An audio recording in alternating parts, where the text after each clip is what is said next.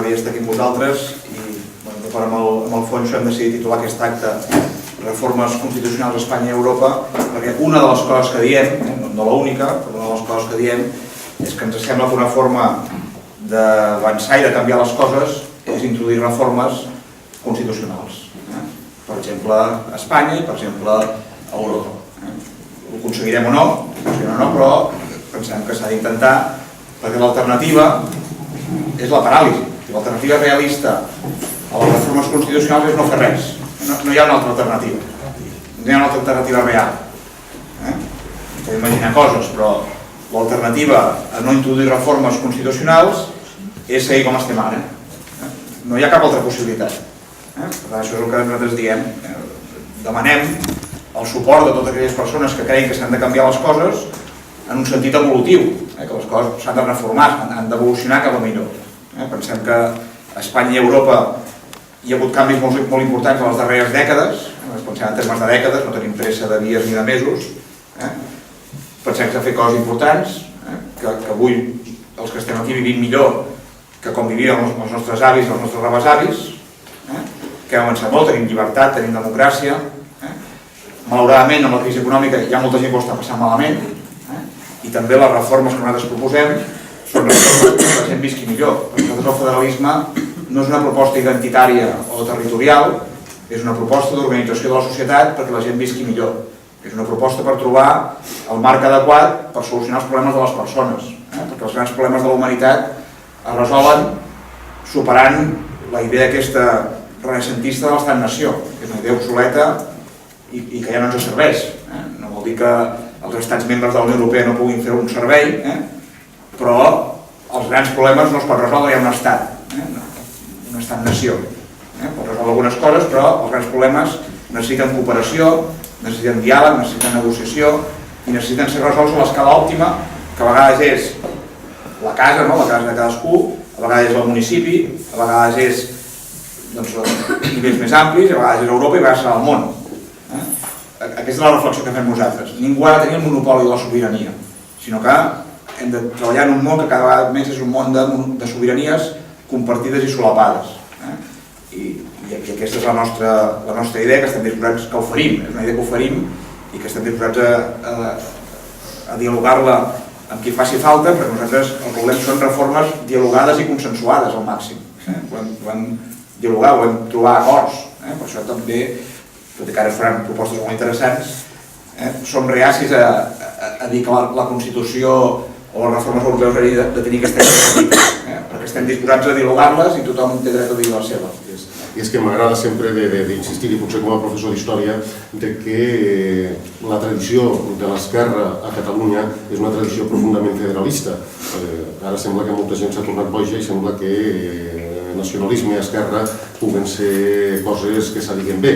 Jo, amb tot el respecte, qui es considera d'esquerres i nacionalista, penso que s'adiu molt malament. El nacionalisme sempre adoleix del principi d'insolidaritat en el seu ADN més profund, i per això, precisament, l'esquerra sempre han estat federalistes, que és això, és la voluntat d'unir des de la diversitat, des de la reflexió i des de la voluntat de construir amb la fraternitat i amb tots aquests valors que han estat tan tradicionals i de les esquerres plurals des del segle XIX i que s'han mantingut al llarg del segle XX. Ara sembla que estem a l'època de la desmemòria, que s'està reescrivint la història, i això és perillós. Per tant, val la pena de recuperar la memòria, de recuperar la història i de poder recuperar tot això. A mi, com a veí de Tortosa, m'agrada recordar precisament que a Tortosa l'any 1869 es va signar el Pacte Federal de la Corona d'Aragó, convocats els federalistes de l'antiga Corona d'Aragó, no els països catalans, sinó de la Corona d'Aragó, aragonesos, catalans, valencians i mallorquins, es van reunir a Tortosa, va ser un dels primers pactes. Després en van fer d'altres arreu d'Espanya, convocats pel Partit Federal Democràtic, però en aquí al mirall, d'alguna manera de líder, i presidits per l'alcalde de Tortosa en aquell moment, Manel Bes, però va ser on es va, d'alguna manera, sentar unes certes bases del federalisme com a model de construcció d'Espanya en un moment de convulsió. Estàvem al sexenni revolucionari, estava en un moment de govern provisional i els federalistes van aportar la seva. Certament el federalisme en aquell moment no se'n va saber sortir, potser l'experiència de la Primera República va ser negativa i això va fer que molts es desencisessin, no per culpa dels federalistes ni de que el federalisme no fos un projecte engrescador, sinó perquè, com s'ha dit moltes vegades, va ser una república sense republicans, hi havia pocs republicans en aquests moments a Espanya i per tant segurament no era el moment per poder aplicar el model federal encara, però en qualsevol cas això no desmereix en absolut la seva voluntat, la seva empenta i l'arrel que han deixat i que certament es perllonga, ja dic, en l'esquerra fins a l'actualitat, i per tant val la pena que ho tinguem present. Si em permeteu, voldria comentar, fer dues cites breus del Joan Botella, del professor Joan Botella, president de Federalistes d'Esquerres, del llibre que amb Francesc Filles i Victoria Camps van escriure, un busca breu de què és el federalisme, que penso que és molt pedagògic i molt il·lustrador. Dues referències, una diu, hoy la mayoría, ho dic en castellà perquè és l'edició que tinc jo i el llibre està en castellà, diu, hoy la mayoría de la población mundial, excluyendo el caso de China, se encuentra gobernada por estructuras de corte federal. Jo crec que això és important, no? Dir que la major part de la població mundial es troba governada per estructures de tall federal. Quan ens intenten presentar els federalistes a Catalunya com si foren una mena de tronats que vivim d'una mena d'il·lusió que ens hem inventat nosaltres mateixos i que realment estem aïllats en aquest món on, com ha dit algú recentment, vist per les xarxes socials, sabeu que això del nacionalisme català marcarà la impronta de la humanitat. Sí, no sé qui és. Sí, el món ens mira... Abans de ser, no sé per quants mils d'anys el nacionalisme català marcarà el pensament mundial a partir d'aquest moment. Doncs bé, de moment, si més no, el federalisme encara és una forma d'organització de la convivència dintre dels estats i de les institucions polítiques a bona part del món civilitzat i per tant val la pena que ho recordem. Y una altra de las referencias diu el federalismo como único elemento que permite conciliar autogobierno y estructuras amplias, que son las exigidas para hacer frente a los problemas esenciales a que se enfrenta la humanidad. Jo crec que això també és molt important, la voluntat d'autogovern, en definitiva, de tindre una capacitat d'autogovern en unitats petites, però reconeixent que les estructures àmplies, suposo que la Sílvia en parlarà, en aquest cas, com la Unió Europea, són absolutament necessàries per enfrontar precisament els reptes del món actual, i això és molt important que ho tinguem present. Quan intenten empetitir-nos, val la pena de recordar que els models federals permeten això, respecte a la singularitat, a la particularitat, respecte a la identitat, si voleu, però sobretot sabem que hem de compartir cada vegada més precisament per afrontar reptes en aquest món que tantes vegades repetim globalitzat en tots sentits, no només en l'econòmic, sinó quan a la informació, culturalment, etc. Per tant, el federalisme no és una cosa estranya, no és un invent d'alguns que ens reunim de quan en quan en llocs com aquest que intentem entorpir el procés cap a aquest destí gloriós i alterar allò que jo crec que alguns pensen traduint aquella frase del franquisme que deien que Espanya era una unitat de destino universal i que pensen que Catalunya també és una unitat de destí prefigurada des de la més remota prehistòria per assolir els més alts cims de la glòria. Els nacionalismes tots s'acaben semblant molt al final. No els federalismes, perquè afortunadament són diversos, com diverses són les realitats i per tant els models federals no són còpies, sinó que és un principi inspirador d'organització, ja dic, dels estats, però i de la convivència en definitiva, però atenent a realitats diverses. I per tant, jo crec que això és positiu, aquest respecte precisament a la diversitat, però cercant la unitat en tot allò que sigui possible per afrontar el futur. I si em permeteu, donat el fet que gràcies al suport de molta gent i molts dels que esteu aquí he pogut estar 14 anys al Senat, voldria fer una referència precisament al tema del paper del que són els senats en els models d'estat federals com una qüestió jo crec que important.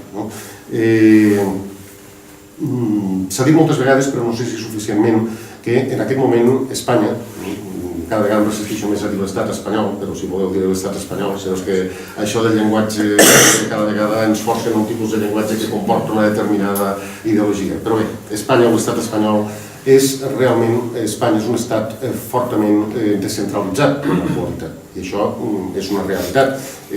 Si fa 30 o 40 anys a molts dels que som aquí, que tenim una certa edat, ens haguessin dit que arribaríem a assolir els nivells de descentralització i de competències amb un govern propi de Catalunya com tenim avui, per no parlar del model de normalització lingüística i tantes coses, no ens ho hauríem cregut. Hem avançat molt, i Espanya realment ha arribat a un nivell de descentralització molt important. Però, jo no soc politòleg, però ni advocat, però jo crec que el que sí que és cert és que no es pot qualificar Espanya d'un estat federal perquè no és, i per tant aquest és el model que hem de construir. No és el mateix descentralització que federalització o estat federal, i jo crec que aquesta és la qüestió que hem de valorar. A les comunitats autònomes espanyoles, s'ha dit moltes vegades, en molts casos tenen més competències en aquest moment, delegades per l'Estat, que molts estats hollands, per exemple en el cas alemany, s'anomenen com s'anomenen, que molts estats en estats federals. Aquesta és una realitat.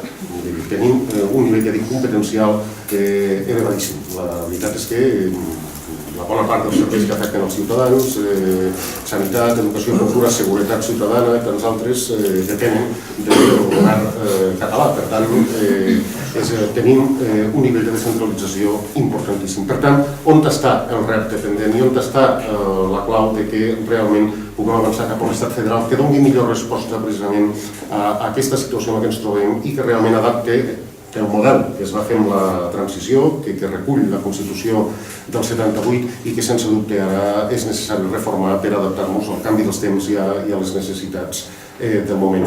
La clau està en que aquests ens federats, aquestes comunitats autònomes, estats, diguem, nacions, si voleu, puguin realment compartir, tindre capacitat de decisió que afecte al conjunt de l'Estat, al conjunt federal.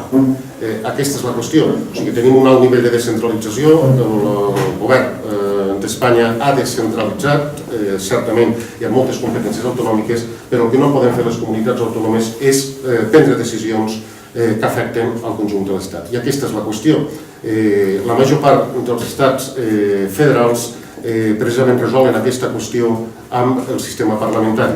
Resolen aquesta qüestió precisament a través d'una cambra parlamentària, digueu-hi cambra alta, digueu-hi senat, segons el país té un nom o un altre, que sigui una cambra que realment reculli i represente i permeti la participació dels estats federats. És el model dels Estats Units, sense anar més lluny, per exemple, el Senat nord-americà, que realment és un senat amb molt de poder, res a veure amb el Senat espanyol, i que realment sabeu que està configurat per 2 senadors escollits per cada estat independentment de la seva població, ni tan sols és proporcional i que té competències en matèria de defensa, en matèria de política exterior, en moltíssimes competències de tot allò que és central, de tot allò que afecta a la federació, que sobretot són competències d'aquest tipus: política exterior, seguretat, defensa, i és aquí on el Senat té la veu determinant. Un cas semblant seria el Senat alemany, el Bundesrat, que també d'alguna manera té competències en aquest àmbit i és el model que hi ha en molts altres estats federats, tot i que, insisteixo, cada un és diferent d'un altre. Per tant, intentem buscar allò que és l'element comú a tots aquests estats federals.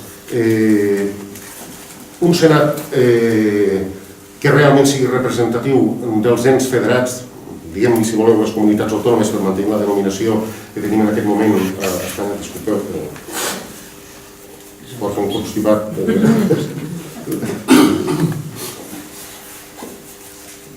Dic un senat d'aquest tipus, el que permet és que hi siguin representades les comunitats autònomes, que siguin representats els ens federats, i que tinguin competències plenes en determinats àmbits per sobre de l'altra cambra parlamentària i per sobre del govern. Per sobre en el sentit, més que per sobre diria, en peu d'igualtat. O sigui, que tenen capacitat de prendre decisions que afecten al conjunt de la federació en allò que és del seu àmbit competencial, i hi ha altres competències que les pren el Congrés, per entendre'ns, la cambra baixa en aquest sentit, o que les pren el govern.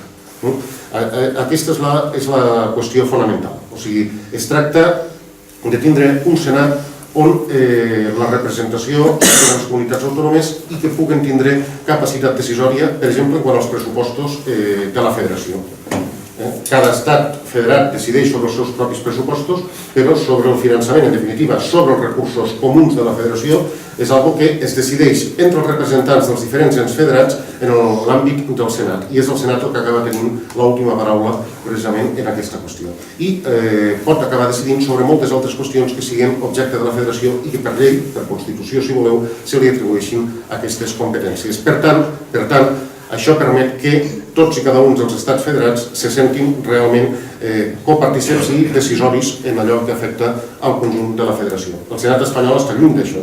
El Senat espanyol realment té moltes crítiques, merescudes absolutament, he estat senador, però ho dic moltes vegades, si el Senat no es transforma, no es reforma, més val que desaparegui. O sigui, no té sentit una segona cambra, una cambra alta, seguint una mica el model anglès de la Cambra dels Lords, que en realitat estaven pensats aquest tipus de parlaments bicamerals estaven pensats, com diu Foncho, per frenar. En realitat era una cambra per parar els possibles excessos que podien fer la Cambra dels Comuns, en definitiva, els representants populars. Eren cambres, per tant, de configuració conservadora per naturalesa, estaven destinades a equilibrar. De fet, el Senat espanyol està pensat d'aquesta manera, tot i que, com tantes coses que van sortir de la transició i la pròpia Constitució, té un doble caràcter. Per una banda, es va aconseguir introduir el caràcter de cambra territorial abans la letra, abans que realment es configurés el model autonòmic, però, per l'altra banda, en aquell moment la UCD i la pròpia Aliança Popular van aconseguir que la seva representació territorial es derivés de les províncies i amb un sistema majoritari matisat que permet que tingui una composició on estan sobrerepresentades les zones més rurals del conjunt d'Espanya i, per tant, que acaba determinant una configuració bàsicament conservadora. Per això, realment, la dreta espanyola, sempre que m'ha portat el tema de la reforma del Senat, curiosament, estan disposats, i en aquesta darrera segur aquesta legislatura fallida, però la legislatura 2011-2015 es va abordar per enèsima vegada al Senat, es va crear una ponència per elaborar un document de reforma del Senat. No era el primer ni de lluny, hi ha un informe del Consell d'Estat, n'hi ha d'altres, però se'n va fer un altre. I aquesta vegada el Partit Popular va avançar un poquet més que altres vegades i estaven disposats a tindre un Senat amb majors competències. Estaven disposats a donar-li competències legislatives plenes en determinades matèries i, per tant, que fos un Senat que tingués un paper legislatiu no complementari del Congrés com fins ara, sinó que tingués competències legislatives plenes. Però on no estaven disposats a avançar era en canviar la composició del Senat, el qual era tremendament perillós. Recordo que ho vam comentar al grup de l'Entesa pel Progrés de Catalunya i el company Carles Martí, que era qui ens representava la ponència, deia sempre, sobretot compte, no pateixis i tal, perquè clar, si se'ns acut en algun moment dir que tot sigui per avançar, que avancem en aquesta direcció, encara és pitjor perquè l'efecte és completament negatiu, perquè una cambra tan conservadora però amb més poder, en realitat el que pot és bloquejar iniciatives d'un congrés democràtic que sigui realment molt més representatiu de la societat espanyola. Per tant, per aquí no anem bé. O sigui, el que cal i és fonamental és certament un Senat amb més competències, però un Senat on és fonamental que la seva composició sigui precisament a partir de la representació de les comunitats autònomes. Aquí hi ha dues fórmules. Pot ser, la que segurament és la més raonable, que és que siguin representats els governs autonòmics, que és la proposta principal, la que fem des del PSC i és la que està, però, per exemple, el grup parlamentari l'Entesa, on hi érem Iniciativa i el PSC, d'alguna manera també vam plantejar, bé, potser més raonable en aquell moment, que foren un Senat representatiu dels parlaments autonòmics perquè fora més plural.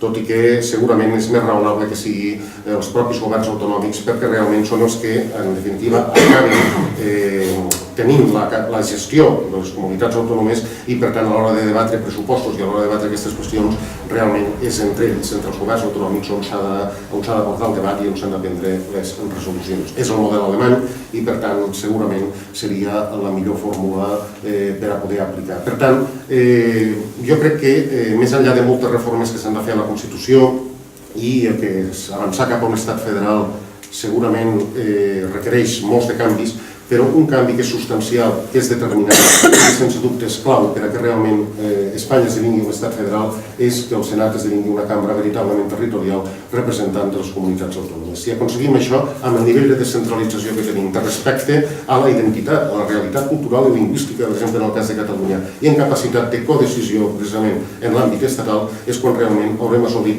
això que és el model federal, que és aquesta unitat en la diversitat, que en definitiva és la fórmula que defineix el federalisme. Per tant, jo crec que l'aposta ha de ser aquesta, junt amb moltes altres, que sense dubte han d'incloure una reforma de la Constitució, el tema del finançament, el tema dels ens locals i moltes altres qüestions que sense dubte una reforma de la Constitució hauria d'incloure. Però el que en podríem dir la pedra clau d'aquest arc o d'aquesta volta seria sense dubte aquesta conversió del Senat, de la Cambra Alta, en aquesta cambra territorial que realment permeti això que ara no és possible, i és que tots els territoris federats ens sentim copartíceps de la decisió i per tant que no puguem parlar de marginació, que no puguem parlar d'alguna manera que no se'ns té en compte, perquè realment estaríem codecidint amb la resta de territoris. S'hauria de concretar la fórmula, evidentment, i tot això és la lletra no petita, és important, però en qualsevol cas és tot allò que s'ha d'anar concretant de com s'hauria de composar aquest Senat federal, com hauria d'estar representat, com es miren les proporcionalitats també, hi ha diferents tipus de propostes, segurament hauria de ser un mínim de senadors per cada comunitat autònoma i després un tant proporcional al nombre d'habitants, a la població. S'hauria de buscar una fórmula que tothom hi sigui representat, però que realment també la realitat demogràfica i econòmica de cada territori, de cada estat federat, també estigui reconegut i per tant representat. I en això acabo, jo crec que si realment s'aconsegueix això, haurem avançat realment en la línia de la federalització, en la línia de convertir Espanya en un estat federal, que segurament seria la solució per a l'encaix de Catalunya amb Espanya i per a l'encaix de tots els territoris d'Espanya dins d'una unitat que difícilment pot ser d'una altra manera, perquè evidentment la secessió, la separació no porta enlloc i per altra banda és un model que, com suposo que parlarem ara, encaixa bé també amb el que és el model de construcció europea i per tant que en definitiva és aquest model de sumar des de la diversitat, que és el que realment és una garantia de futur per a tots plegats. Ja per parlar res més. A mi el que m'agradaria parlar és, en base a les meves experiències, el que crec que la meva generació tenim en ment, la nostra realitat i la relació que aquesta realitat influeix amb la meva voluntat o idea de que el federalisme sigui un fet real en aquest país. Per la meva generació, que vam créixer o hem crescut amb els programes com el Comenius als instituts, que ens han permès viure intercanvis amb estudiants d'altres ciutats, d'altres països d'Europa, que hem crescut amb l'Erasmus, que ens ha donat l'oportunitat de viure i introduir-nos a la vida universitària d'altres ciutats d'Europa i que sabem que viatjar per Europa és viatjar per casa, tenim bitllets baratos, tenim a tiro de piedra. Ens desconcerta molt aquest augment de sentiment nacionalista que estem vivint arreu d'Europa, al llarg i ample, que ens obliguen a viure una situació complicada en el moment en què nosaltres arribem al món adult, en el moment en què arribem a adquirir el nostre primer lloc de treball. Us explico això perquè jo crec que estarem d'acord en que Europa avui és víctima de grans amenaces externes que són impossibles d'afrontar des d'una posició nacional. I per fer front a aquestes amenaces, el que jo crec és que hauríem, entre altres coses, hauríem de tenir polítiques fiscals o exteriors harmonitzades. Per exemple, mentre les grans transnacionals es puguin moure el seu capital sense barreres d'uns països a uns altres sense cap problema, instal·lant-se a un estat membre o un altre en funció dels beneficis que aquests els donin a aquestes empreses, els europeus i les europees, nosaltres mai tindrem la força suficient com per lluitar pels nostres drets laborals i civils. Si fóssim capaços de no fer-los el joc a aquests grans capitals, permetent-los, perquè els hi permetem, instal·lar-se a Irlanda perquè es paguen menys impostos i contractar altra gent a Grècia perquè allà és on els salaris són més baixos, Guanyaríem tot, guanyaríem com a classe social, guanyaríem com a humanitat, al final. A causa d'aquesta situació, els joves, i sobretot els del sud d'Europa, ens veiem obligats a competir entre nosaltres, mentre hem crescut junts en molts casos. I això també és per culpa de la tendència de les polítiques ultraliberals que van començar als anys 80 i que encara no hem sigut capaços de parar. Ens obliguen a establir-nos, a exiliar-nos a on el capital vulgui per explotar-nos i a més per pagar-nos uns sous que no ens permeten sortir de casa fins que no tenim 30 anys. Una altra opció que tenim és el que m'ha passat a mi, per suerte, fa 2 setmanes, i és que vaig començar a treballar a l'Ajuntament de Castelldefels amb una beca europea de garantia juvenil que ens contracten durant 6 mesos per poder tenir experiència laboral, perquè avui dia, en la situació del mercat laboral, tu pots ser un jove format acadèmicament, però si no tens cap experiència en el món laboral, és impossible que et contractin a cap lloc. A mi em va passar, estava buscant feina, jo he sigut monitora des dels 18 anys. Vaig estar tirant currículums a fundacions, associacions, al tercer sector, perquè és el que a mi m'agrada. Impossible. Un dia vaig dir, mira, és igual, vaig tirar un currículum a la Pere Tarrés per fer de monitora de menjador i el dia següent em trucaven. Per què? Perquè és on tinc experiència. Però clar, jo tota la vida ser monitora de menjador tampoc m'hi veig. Bueno, per això crec que Europa és això el que ha de fer. S'ha de preocupar per la seva gent. I aquestes polítiques socials són les que vull que Europa tingui amb la seva gent, amb nosaltres. Una unió germanada de la ciutadania, de les nacionalitats. Aquest espai lliure en què tothom es senti capaç d'expressar-se amb la seva llengua, d'explicar la seva història, de practicar, de viure la seva cultura sense cap problema. Però que en els moments de dificultat econòmica tots ens solidaritzem amb els altres i que ens ajudem els uns als altres. Un altre dels principis fonamentals sobre els quals es va construir Europa, a banda de la solidaritat, és el principi de subsidiarietat, que precisa que la intervenció sempre ha de ser a l'administració més propera al ciutadà. Per tant, les coses més quotidianes de la nostra vida, el raonable seria que ens atenguessin els nostres ajuntaments o els nivells més baixos d'aquestes administracions. Per això cal que els països les competències estiguin descentralitzades, però també que se'ls dotin de recursos als ajuntaments, perquè si no, per moltes competències que tinguin, com passa ara, sense recursos és impossible que això tiri cap endavant. Per això, en aquest món cada cop més globalitzat, és molt important defensar les lleis a nivell macro, que és on estan els nostres enemics. Allà dalt és el gran capital. I per fer front a aquesta situació, l'única forma que se m'ocorreix és la del federalisme, que és la cultura federalista, perquè no només el federalisme és l'ordenació territorial, sinó també jo crec que és la cultura, que són el diàleg, el consens, l'arribar a acords. Aquesta és la cultura federalista i crec que és una mica sexy, com dèiem abans. Aquests són els valors que ens agraden. Efusiva. La bona efusiva.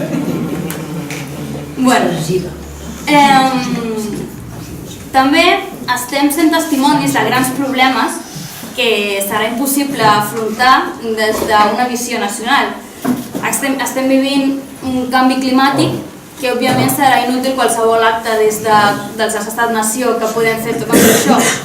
Estem presenciant cada dia pels mitjans de comunicació la gran crisi humanitària que estem vivint a les portes d'Europa i que a causa de l'onada de persones refugiades que volen venir a viure que fugen d'una guerra, que només volen un lloc segur i digne on poder viure. Des de fa molts anys crec que l'únic fi possible per la Unió Europea és la Unió Federada dels seus estats membres. És l'única possible per poder seguir evolucionant i poder garantir una vida justa a totes i tots. La onada de moviments nacionalistes, però, al llarg i ample d'Europa fa trontollar aquest objectiu. A causa d'això estem en perill de quedar-nos estancats i no evolucionar cap a aquesta Europa federal. Per això, com deia abans, m'agradaria remarcar que el federalisme no és només una solució conjuntural a la situació que ara mateix estem vivint aquí a Espanya amb Catalunya i Espanya, o a l'onada nacionalista en general arreu d'Europa, sinó que és aquesta cultura, aquesta diferència és la que ens ha de fer possible poder créixer, aquesta defensa de valors. La cultura federalista és una cosa que construïm tots nosaltres cada dia mitjançant els viatges, mitjançant la globalització, amb les xarxes socials, i que la meva generació ja hem començat a viure una mica, perquè hem eliminat aquestes fronteres. El federalisme és l'única solució possible per poder garantir la justícia social i la igualtat d'oportunitats per tothom. Doncs ha quedat clar que el nostre horitzó és Europa i és el món. Nosaltres estem per una federació europea, per una federació a Espanya i per anar també cap a algun dia un govern mundial democràtic i federal. Això sembla ara que s'ha pres, no? Però també, després de la Segona Guerra Mundial, els pares fundadors de la Unió Europea, com Spinelli, com Adenauer, com Schuman, com Monnet, deien que faríem una Europa i tothom se n'enreia, no? Farem una Unió Europea i tot, sou uns utòpics, ja esteu dient, moltes de les coses que deien avui són realitat, tenim una moneda única, tenim un Parlament Europeu, no tenim fronteres, alguns els volen tornar a posar, però hem avançat molt, gràcies a que aquestes persones, després de la Segona Guerra Mundial, encara combatent el feixisme, van plantejar aquest horitzó d'una Unió Europea. Nosaltres som continuadors, pretenem ser continuadors d'ells i anar cap a també un món federal. Tornant a la situació de Catalunya i Espanya, fixeu-vos que la setmana que ve és una paradoxa, que hi ha persones que pretenen fer festa el dia de la Puríssima i en canvi no volen fer festa el dia que celebrem un referèndum. El dia que celebrem un referèndum, perquè el 6 de desembre és el dia del referèndum, on la majoria de Catalunya, la majoria d'Espanya, amb una amplíssima majoria, va recolzar una Constitució democràtica, que és la primera Constitució de la història d'Espanya que es pot reformar en pau i en llibertat, i que volem reformar en pau i en llibertat. Per tant, és una mica estrany, una paradoxa, que aquells que volen la democràcia, el referèndum, no vulguin celebrar un referèndum que la majoria del poble de Catalunya va defensar i que encara no tinguin cap problema en fer festa el dia de la Puríssima Concepció. Potser perquè sense voler, segurament sense voler, sense intenció, cada vegada s'assemblen més a determinats moviments fonamentalistes i nacionalistes que estan corrent per Europa en alguns països de l'est d'Europa. Nosaltres acceptem encantats fer festa el dia de la Puríssima Concepció, perquè som tolerants, i alguns sou catòlics, però també volem fer festa el dia que celebrem un referèndum democràtic, legal, on la immensa majoria del poble de Catalunya va recolzar un canvi constitucional acordat per la gran majoria de les forces polítiques a Catalunya i a Espanya. Què ens diferencia en l'estat espanyol, que molta gent pensa és un estat federal perquè estan molt descentralitzats. Però descentralitzar no vol dir ser federal. Un federal ha d'aprendre a compartir govern i ha d'aprendre a tenir govern compartit a tots els nivells. Tu has dit molt bé, el Senat ja és una manera de tenir un govern compartit sobre els territoris, però has de tenir unes altres fórmules per governar d'una forma compartida perquè governis a favor del que li interessa a la ciutadania. Què ens falta? Tenim dos instruments en un estat federal, que és la Conferència de Presidents i la Conferència de Sectorials de tots els departaments i ministeris que tenen que decidir polítiques públiques per la gent que tenen al costat. Vol dir des del d'Economia fins al de Medi Ambient, passant pel de Sanitat, passant pel d'Educació, que no és que tingui que venir un jefecillo ministre de l'estat central, no, en els estats federals es reuneixen entre ells, no es reuneixen perquè vingui el ministre Wert i els convoqui, sinó que són tots ells els que es reuneixen i decideixen aspectes de les polítiques públiques que siguin precisament necessaris perquè tota la ciutadania tingui els mateixos drets i per tant, encara que cada territori tindrà matisos diferents de com governarà en aquell territori, l'estat federal reforça l'autogovern d'una manera clara, però després ha de fer un govern compartit que comparteixi decisions que puguin ser importants. La Conferència de Presidents ha sigut un zero a l'esquerra en el nostre país. Va fer dues el Zapatero, però no sé si només van prendre cafè. En tot cas, no es va veure cap decisió que sortís d'aquesta conferència.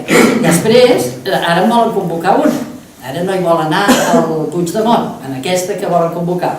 Bueno, la conferència de presidents ha de decidir també i ha de tenir un ordre del dia. La conferència de presidents no és per prendre cafè, si és per prendre cafè em semblaria bé que no hi anés ningú, ni la Francina ni altres que també hi hauran d'anar. Però sí que és un exemple d'un caminet que sense voler ha començat a prendre la Soraya Sáenz de Santamaría, i jo l'aprofitaré, ja el vaig aprofitar a Catalunya Ràdio perquè va sortir aquell dia per dir, doncs miri, això resulta que és un primer pas cap a un estat federal, sap? Perquè precisament el que ens falta en aquest país és govern compartit i que aquestes decisions es prenguin d'una manera, ara ella tirarà per lo que tiri, nosaltres haurem de saber què ens falta. El govern compartit requereix també, no solament requereix que es faci perquè tinguem el model, no, és que és una necessitat, perquè en el fons, si us hi fixeu bé, a Espanya ja funcionem de maneres compartides, la ciutadania. O sigui, la ciutadania, i a vegades dic, hi ha com dues Espanyes, no? L'Espanya real, que ens veiem, fem reunions a tota Espanya de sindicalistes, de feministes, de futbolistes, de deportistes, que tots es diuen federació, perquè la gent, quan està molt lluny, s'ha organitzat d'una manera respectuosa, que és una manera de tenir dret a veu, de persones que són de comunitats diverses i de llocs diverses. Per tant, l'Espanya real ja està funcionant de forma federal. I l'Europa, en el fons també, perquè, per exemple, si ens reunim moltes xarxes, hi ha xarxes de científics, d'investigadors. Si fem un projecte europeu, ens hem tingut que reunir amb gent de tots els altres estats europeus. Per tant, ja hem fet, podríem dir, pràctiques. O sigui, hem començat a fer pràctiques de federalisme a un moment en què no hi havia, que això no existia. I ens hem conegut més, hem pogut treballar d'una altra manera i com ha dit la Sílvia, la gent jove ha tingut l'oportunitat d'anar a conèixer altres gens d'Europa. De fet, un fet característic que va passar a l'època més negra del País Basc va ser que quan hi havia tota la lluita en aquell moment de l'ETA, no hi havia estudiants que anessin a l'Erasmus del País Basc. O sigui, fixeu-vos quina... No és que ens haguessin prohibit, ara no fareu Erasmus, no, és que no hi anaven, perquè estaven allà entortolligats amb una lluita interna que no els deixava ni respirar. I ara ja han tornat a anar a Erasmus, ara ja tornem a tenir bascos per Europa, com podem tenir catalans i andalusos i tots els que vulguin, joves que puguin anar. Per tant, canviant el tema de l'autogovern, intentant fer un govern compartit, hem de resoldre problemes ciutadans que no es poden resoldre de cap altra manera. Tu ho has dit molt bé, la subsidiarietat fa que la gent, els ajuntaments, han de tenir els recursos per resoldre els problemes més propers. Aquest dissabte vam fer una trobada a Esparreguera, no sé per què tot ha de passar al mes de novembre, però tot al mes de novembre, vam fer una trobada en què vam fer una reflexió sobre federalisme i municipis. I és veritat, la manera de començar a tenir pràctiques de fer consorcis ja és a nivell local, perquè i de fet, jo crec que tots els que heu sigut alcaldes heu après a negociar, perquè algun ha tingut una majoria absoluta, però en general hem tingut que compartir el govern d'un poble, i si hem compartit el govern d'un poble hem après que hi ha coses que no les pots imposar. De fet, tu deies, el pobre Pi Margall, a la Primera República, què li va passar? No van ser només els seus que el van fastidiar. De fet, ell ja tenia la Constitució Federal escrita, però resulta que se li va aixecar el cantó de Cartagena. A veure, tenim un cantó que volia ser independent i unir-se als Estats Units, És que és molt fort. O sigui, és fort. I esclar, ell...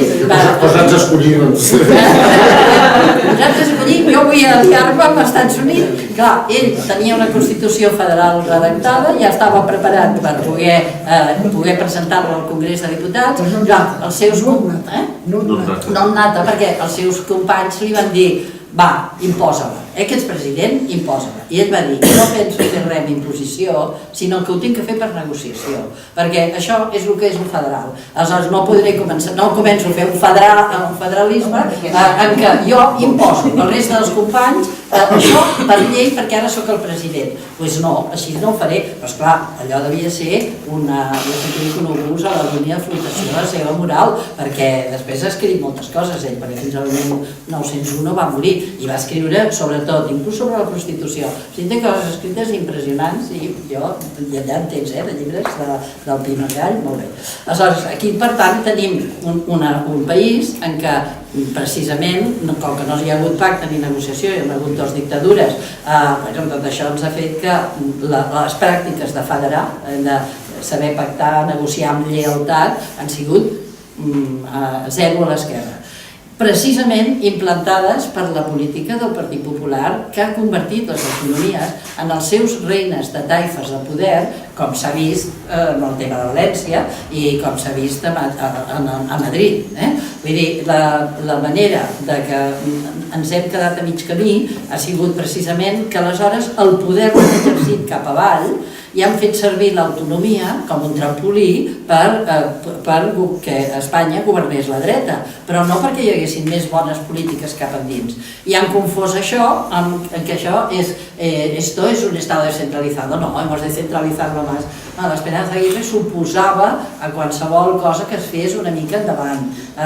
Quan hi havia que decidir alguna cosa una mica progressista, per exemple, la llei del tabac, que ja en direu, era una llei perquè no es morin 16.000 homes cada any, és per això. O sigui, resulta que tenim 16.000 espanyols que es moren de càncer de pulmó. Fem una llei contra el tabac i ella s'hi oposa. En els bars de Madrid es fumava 5 anys després de la llei del tabac. Ara ja no, però no es podia ni entrar, perquè més és veritat, de sobre, ara que ens hem acostumat a viure amb aire més bo, estem millor. I ens han passat, les necessitats han arribat a temes mediambientals. O sigui, jo sempre dic que la primera confederació que hi havia era la Confederació de l'Ebre, que va néixer l'any 1932 per negociar el riu el 34? No, després es transplantaria. Ja, ara vaig. Ho anava a dir, No, ara ja ho dic ara. Ell, a l'arribar, m'ha dit que hi ha una altra cosa que està passant en l'estat espanyol, que en el fons és aquesta part de la segona Espanya que sí funciona, que és la xarxa de trasplantaments. La xarxa de trasplantaments de l'estat espanyol, que som el país d'Europa que en fa més, funciona bé perquè s'han fet xarxa tots els hospitals que fan això, tenen en una base de dades tots els gens dels ronyons que necessiten. Quan hi ha un ronyó a Sevilla, a vegades es porta aquí i un d'aquí es porta a Extremadura. Però aquesta xarxa existeix i això ha aconseguit fer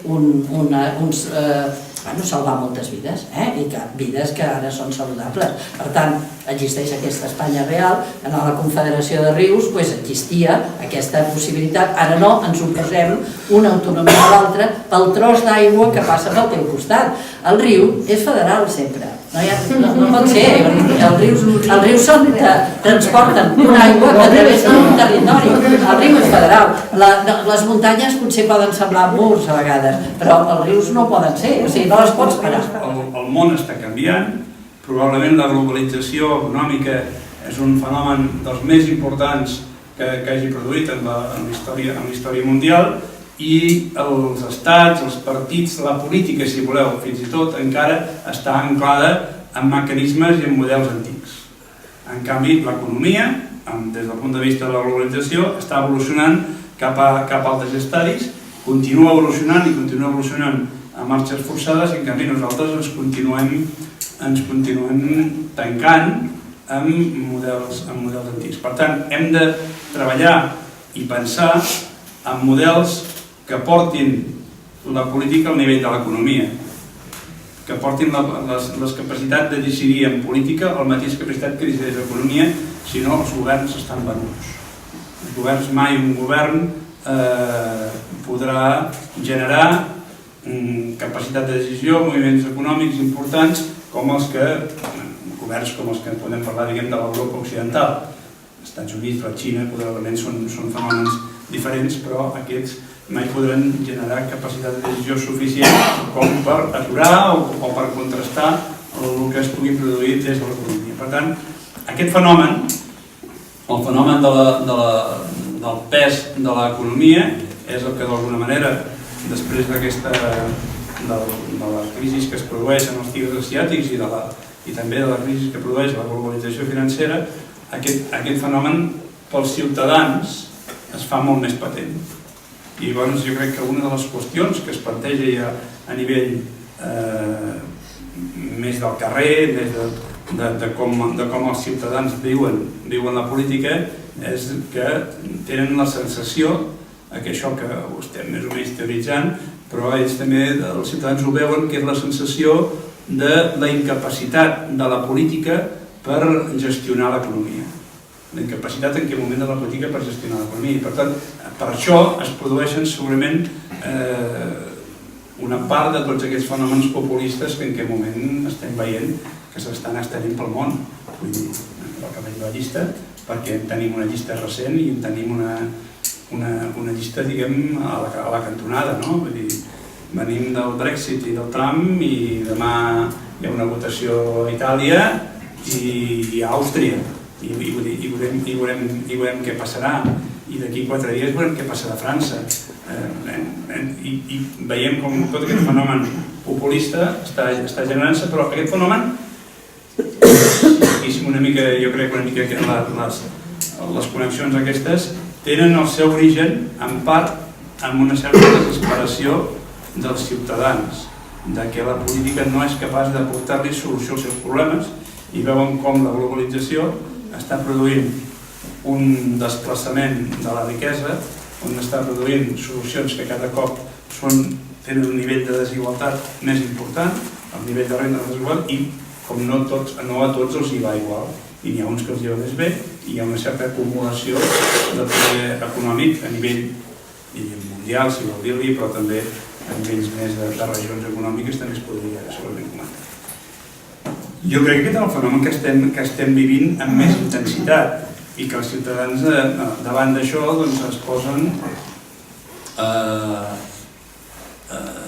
fan propostes, diguem, es llencen a propostes polítiques que tots sabem que són els populistes que prometen, però allò de sempre, que diem sempre, no?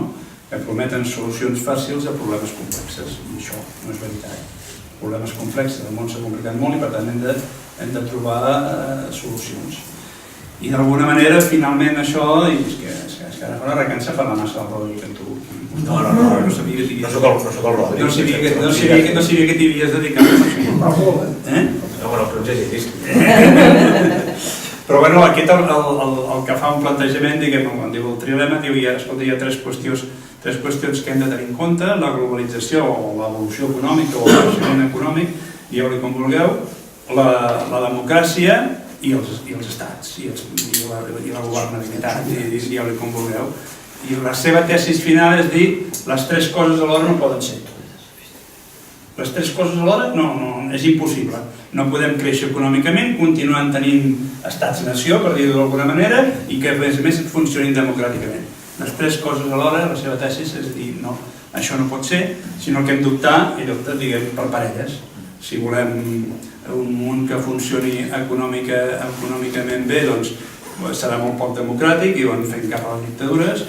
I si volem, en canvi, que funcionin els estats-nació, la globalització no serà i per tant anirem endarrere econòmicament. Bé, fa tot uns raonaments d'això, i jo crec que aquest raonament, en el seu element més abstracte, segurament tots podem compartir bastant. Quan intentem també buscar solucions, l'única solució possible probablemente es un mono una mica federal. A veces, cuando hablas de federalismo, parece que sea una idea, una ocurrencia para resolver el lío en que estamos metidos todos con esto. Y no lo es, pero cuando tú lo explicas suena a veces, ¿no? Bueno, sí, claro, bueno, pues está otro lío, no sé qué tal. Y que no es eso, que es todo, como explicaba muy bien Carmen, es una cultura, hablabas de diversidad, bueno, es una manera de gestionar la diversidad justamente. Es una buena manera de gestionar la diversidad.